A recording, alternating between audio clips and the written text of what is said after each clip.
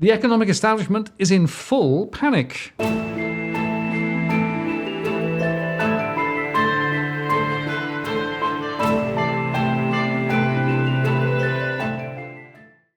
Martin North, John Adams, in the interest of the people. Hello, John.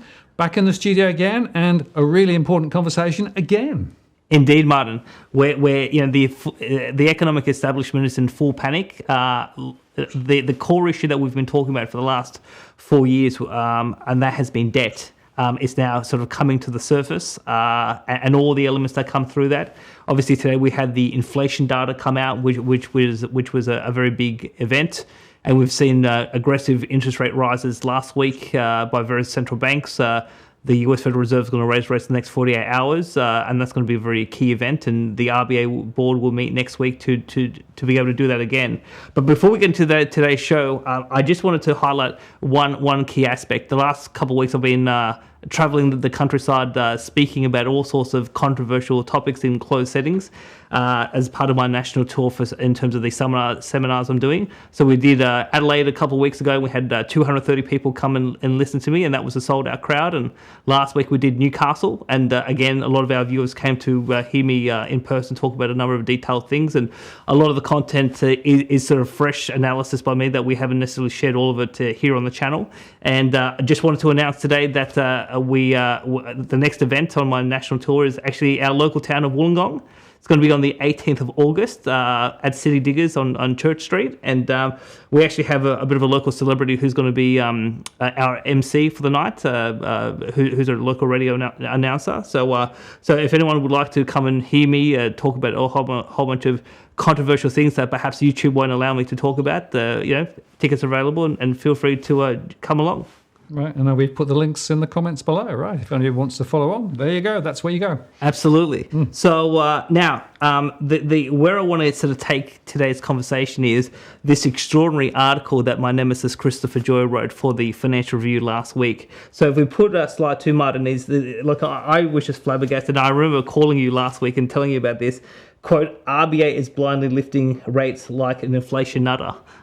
So on the one hand, the RBA is trying to be responsible around getting inflation down, the cost of living, and you've been on multiple platforms across the country in the media talking about the damaging impact of the cost of living increase, and we need to get inflation under control. And yet those who back in 2019 said there was no problem with debts and household debts, etc., are now basically nervous about rising interest rates and saying the RBA calm down because you're acting like a nutter by trying to tackle inflation, which is an extraordinary charge. Yeah, it really is strange. And, I guess sometimes leopards and spots change, but I always wonder whether there's a bit of an ulterior motive with some of the stuff that Mr. Joye writes about, because, he has a range of interest, doesn't he? Yes. He runs a very large bond portfolio, and rising rates is not necessarily good for bonds. So there could be a potential conflict of interest there in terms of why he'd like stimulus to continue.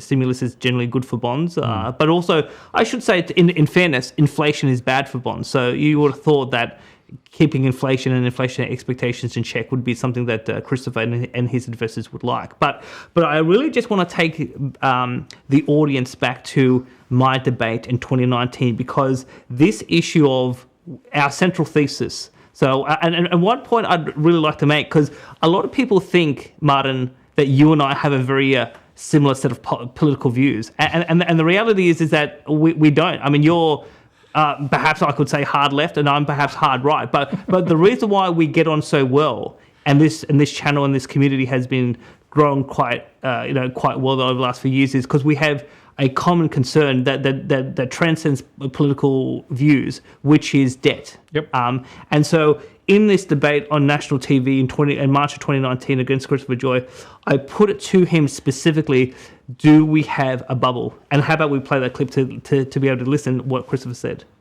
I just want you, Chris, on the record. Do we have a house debt bubble in this country? Do we have a debt bubble, or there is no debt bubble? I've argued. I'll answer your question. I've argued that the levels of household debt have been excessively high. I've argued that consistently. I don't think we necessarily have a debt bubble. The measure. Reserve Bank. Wait a second. Let me respond to your question. I just got to make this point. 2007, the RBA on the record, the amount of debt at that point bigger than the 1880s, 1920s. The debt today has never been as big since 1788. Buddy, Right. So not really a bubble then. Yes. So he said he talked about elevated debt levels, but there is no bubble. And the funny thing, obviously, he said by the end of the debate was, if we have a recession, he said, quote, all bets are off. We're going to have a big problem. So I mean, that's why he lost the debate. And he still claims he won the debate, but he really actually, by the audience's comments, he lost because he basically conceded at the end, if we have a recession, we're going to have a huge economic issue. And obviously we did by March of 2020 when the financial markets were melting down as the pandemic was rolling out. But so I just to recap for our audience. So this guy who is now nervous about rising interest rates aggressively to tackle inflation basically said in 2019, no bubble, debt is high, but not out of control. And obviously all along this journey, people can go back and watch that full debate. And I kept on warning about a day of reckoning is potentially coming in terms of this debt. No debt bubble in human history is sustainable. It always leads to some sort of dramatic economic catastrophe. And that's why I was trying to warn the general public to get their financial house in order, but also to warn policymakers that we needed to come to terms with these issues rather than kicking the can down the road. And obviously that was pre-COVID. And what did we do then in the pandemic? We basically exacerbated all of those issues by the most extraordinary stimulus package in Australian history, and now we just don't have a bubble. We have a hyper bubble, and by any set of metrics, whether it's public debt, foreign debt, or household debt, they are at much more elevated levels, and that obviously makes it more sensitive to changes in cash flow, changes in inflation, changes in interest rates. Yeah, and it's just worth highlighting again. The thing about debt is not when interest rates are really, really low, but when interest rates start to rise, because the cost of debt accelerates actually astronomically.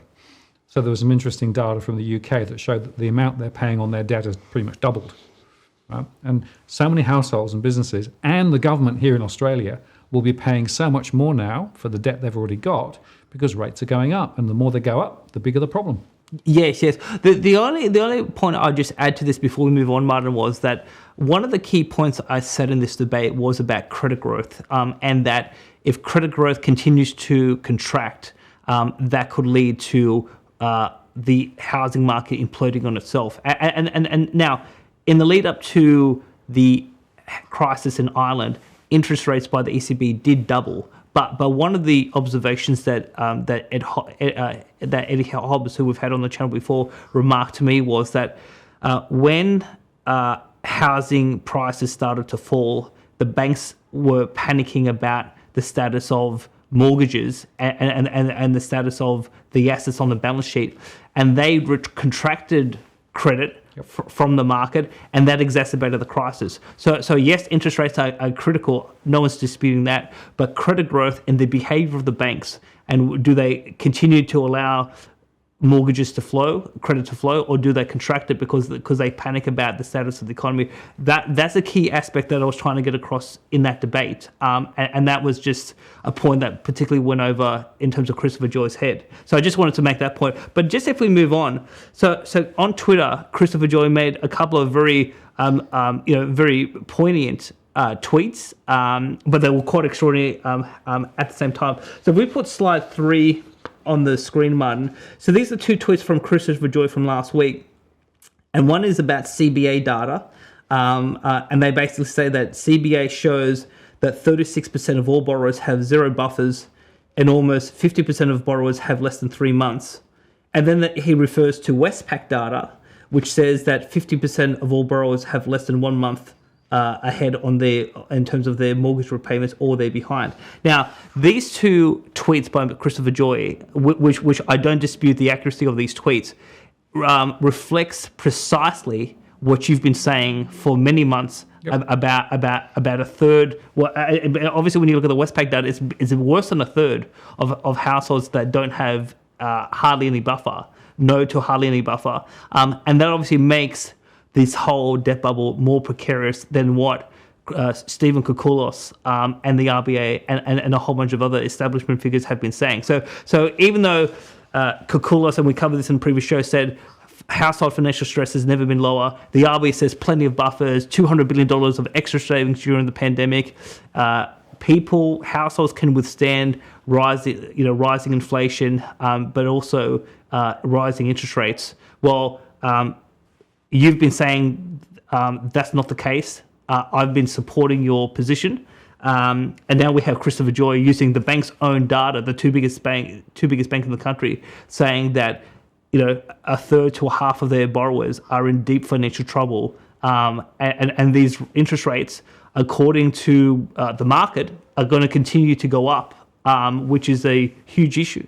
Yeah, and it's just worth reflecting on. Michelle Bullock last week, in her speech, also showed data, it was actually from their securitization data pools, which I always doubt slightly their accuracy. But she showed that 30 to 40% of households were also looking for a massive hike in their mortgage rates, and a lot of those people, around 30 to 40%, have no buffers. So even the RBA data is saying the same thing. So it's really weird when they can say that on one side, and yet on the other side can say, well, there's all these buffers, there's no issues.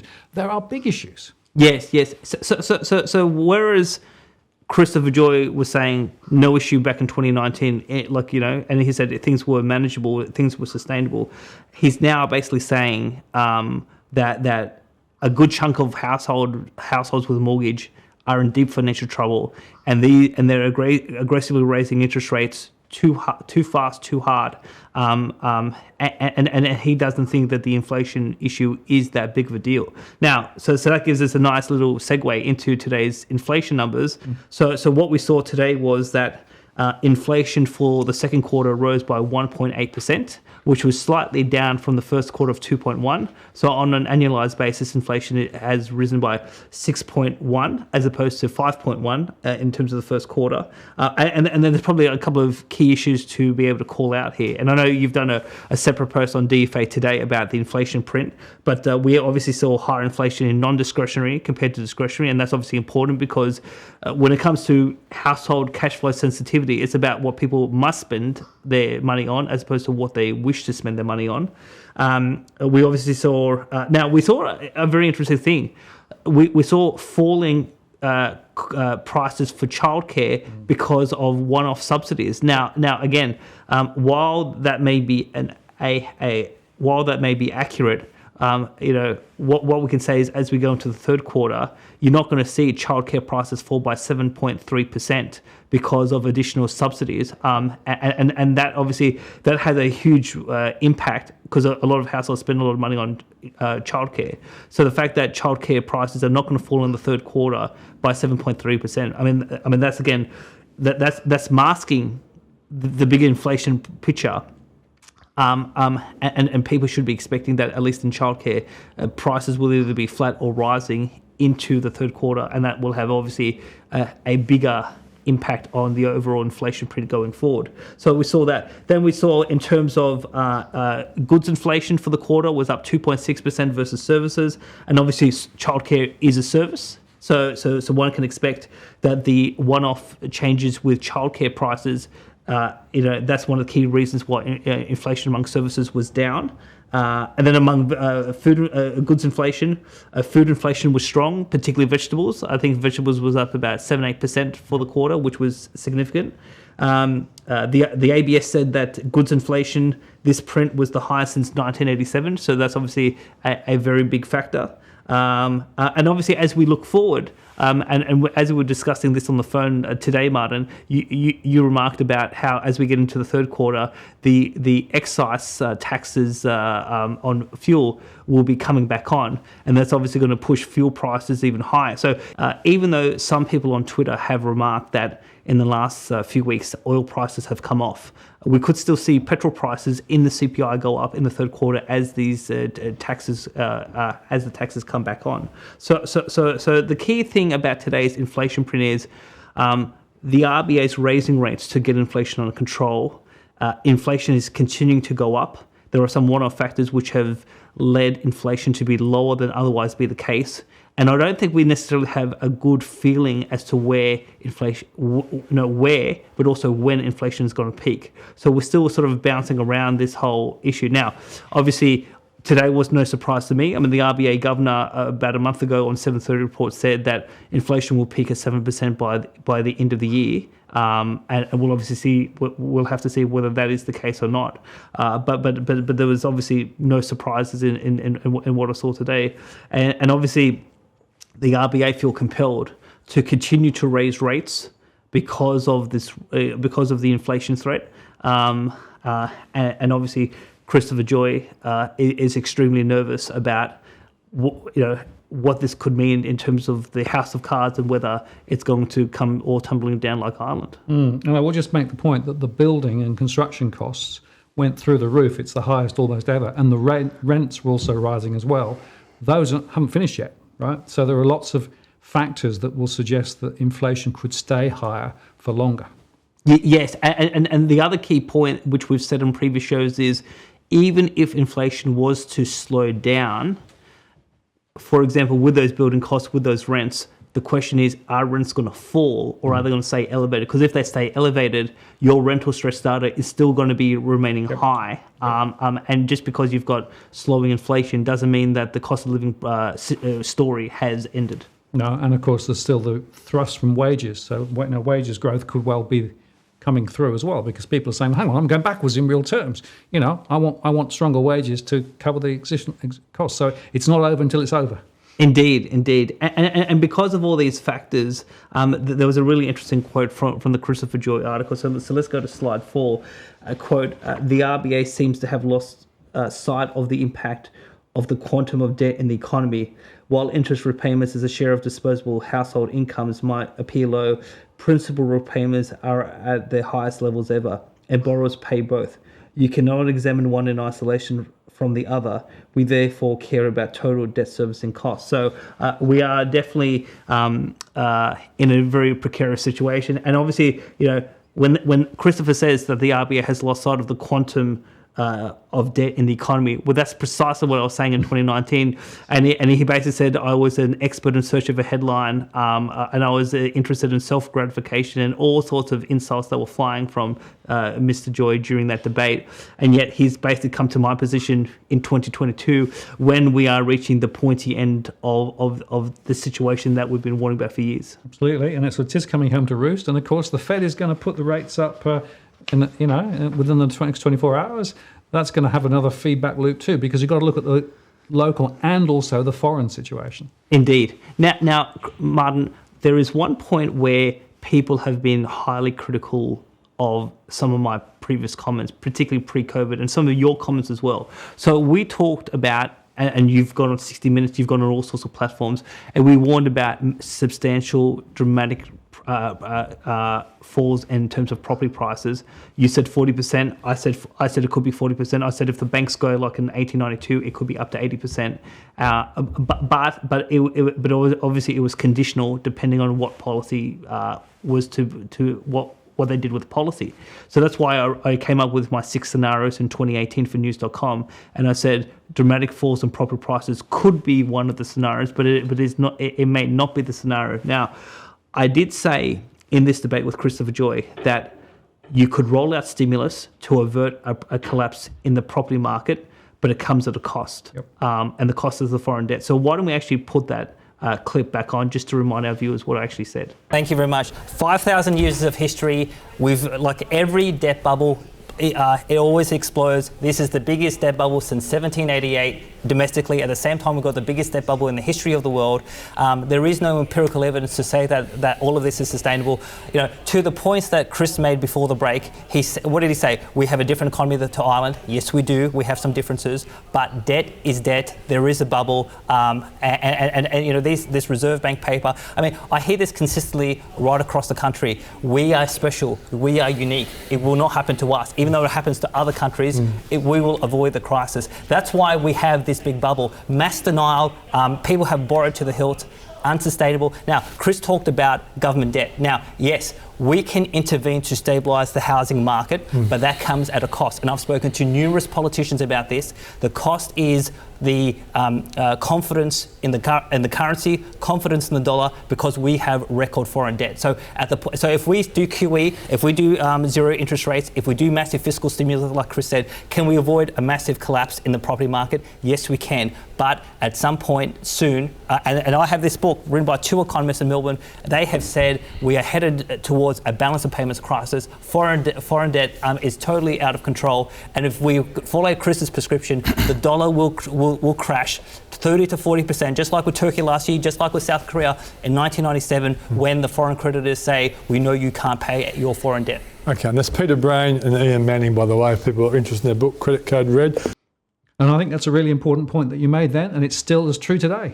Indeed. So now, because Australia has a foreign debt problem, both in gross and net terms, we are heavily reliant on foreign capital. And as we were on the phone yesterday, you brought to my attention the Bloomberg article. So let's actually put slide 5 on the screen. And this is from Bloomberg yesterday, saying volatility fueled by lack of liquidity bedevils Australian bonds. So what we are seeing at the moment is that, and funny enough, there's another article in Bloomberg today. So what we're seeing in the bond market, both corporate and government, is that the domestic investors, particularly the institutional funds, pouring into bonds locally, but the foreign investors are saying we can get a better deal somewhere else, and that's why we have this liquidity issue. And so we are seeing foreign investors withdraw capital flight, not to a substantial degree at the moment, but it is slowly happening, and they're investing in other markets because they can get better rates of return. And one of the key reasons why this is happening is because, particularly if you look at the interest rate differential between Australia and the United States, so our official cash rates are 1.35. America's are 1.75. They're going to go to 2.5 in the next 24 hours. And obviously, people are looking to say, well, Australia is way behind Western central banks, and we're not going to get the best rate of return given where the inflation is if we invest in Australia. So now, because of that capital flight, we have seen weakness in the exchange rate. So we put slide 6 on the screen. What we've seen over the last 12 months is that the exchange rate has been bobbing around 70 to 75 cents in terms of Australian dollars versus the US.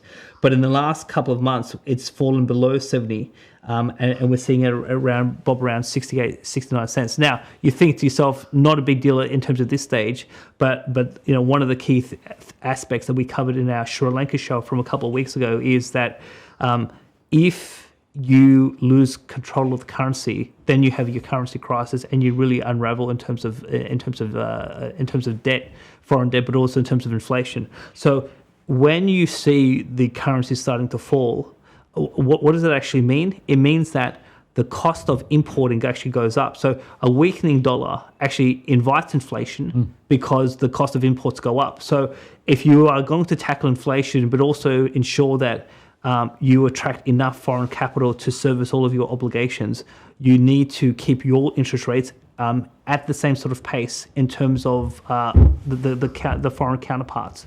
And so because of that reason, Australia to some degree has lost domestic sovereign control over monetary policy. And one point that we have been sort of saying both on air and off air over the last few weeks, which no one really has captured on, is that the exchange rate is a big factor in why the RBA is raising rates to the extent and degree that they are, because they need to keep pace with the Americans in particular. And if the Americans continue to go up, irrespective of domestic local factors, the RBA will be forced to raise rates. And then you get into this really, you get into the real crunch point, is do you continue following the foreign central banks to protect the dollar and to protect the credibility of our ability to repay the foreign debt, and if you do that, you could see the housing market and the banks go basically, they could go belly up, and to a large extent, that's what happened in 1990, 1991. we had a balance. We had an issue with the current account deficit, so they raised interest rates to 17% to ensure that we could attract enough foreign capital. And we had the biggest recession since the Great Depression in 1991, and we were willing to basically collapse the corporate debt bubble at that time in order to ensure the stability of the currency. So now we're in a much more precarious situation now. So do we do the same that we did back then, or do we say that if we do that, that could lead to the Irish housing collapse, and we basically have to forgo the currency in order to save the bubble? So we're getting closer to that point where we're going to get into some very hard choices, and a lot of people are going to be impacted one way or the other. But the key point is, we've been trying to warn this for a long time. Perhaps quite brazenly, I went on national TV and threw caution to the wind and took on perhaps one of the most establishment economists and economic writers in the country, and he called me nuts. And yet, 3 years on, he's now basically come to my position and is saying, we need to be very careful about raising interest rates too aggressively, because the facade, the whole house of cards, could come crashing down, and that doesn't benefit anyone, particularly in the economic establishment. No, absolutely, and it's worth just saying the IMF, in their report overnight, also said recession is more likely. There are significant risks globally and locally. So, again, that context suggests we have trouble ahead. Got to watch this closely, John. Absolutely. Thanks very much. Thank you. Martin North, John Adams, in the interest of the people. We'll see you next time.